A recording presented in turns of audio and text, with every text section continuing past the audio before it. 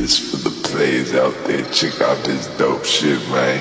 Players down and down, we getting paid. Another day, another dollar living in the vein. Hustle for my baby, trying to play in my well अगर तुम्हें भी ऐसे body figures बनाने हैं तो तुम्हें human body structure के basic proportions को समझना होगा, जिसे समझने के बाद तुम्हें ये पता लग जाएगा कि बॉडी पार्ट्स की प्लेसमेंट कहाँ करनी है, लाइक हैंड्स की प्लेसमेंट, चेस्ट की प्लेसमेंट और बाकी other body parts. As per the proportions average human body का फिगर उसके हेड से 7 टाइम्स बिगर होता है, जो कि तुम्हें इस फिगर को देखने के बाद पता चल रहा होगा। मैंने पर्सनली इस फिगर की प्रैक्टिस बहुत बार की है एंड अब मुझे फिगर्स ड्रॉ करने में कोई भी दिक्कत नहीं आती। ऐसा इसलिए क्योंकि ये बहुत ही बेसिक फिगर है एंड इसमें सारी डिटेल्स है, और अगर तुम इस फिगर को डेली प्रैक्टिस करते हो तो तुम्हारी ह्यूमन फिगर की ड्राइंग डेफिनेटली इंप्रूव हो जाएगी।